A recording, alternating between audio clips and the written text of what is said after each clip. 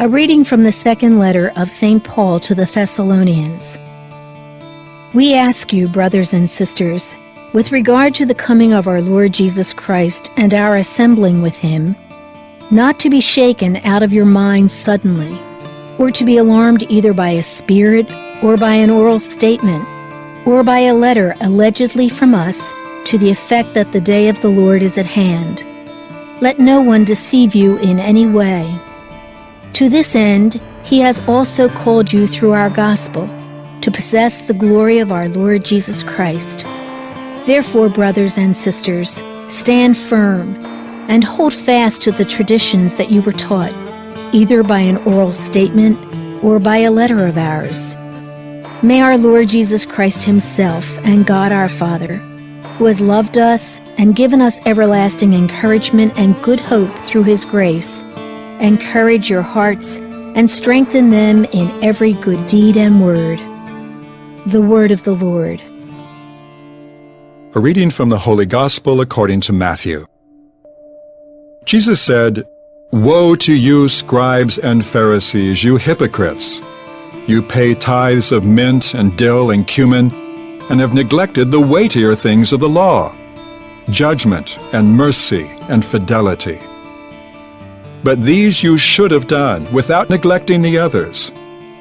Blind guides who strain out the gnat and swallow the camel. Woe to you, scribes and Pharisees, you hypocrites! You cleanse the outside of cup and dish, but inside they are full of plunder and self-indulgence. Blind Pharisee, cleanse first the inside of the cup, so that the outside also may be clean."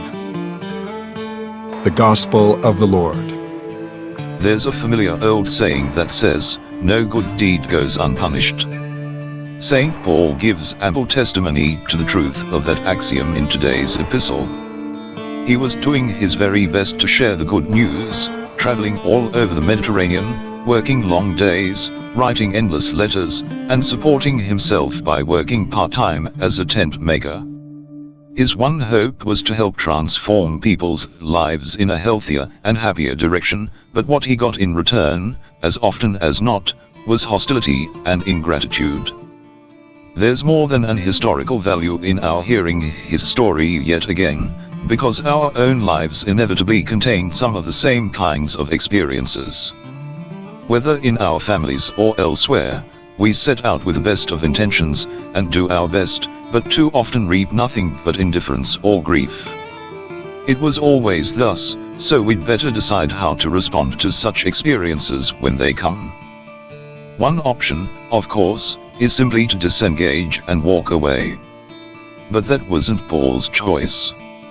Because he believed in what he was doing, he kept doing it, whether he got the kudos or not. That's what it means to care deeply and to be faithful. It will help a lot to keep Paul's way of living and loving in mind. He got it straight from Jesus.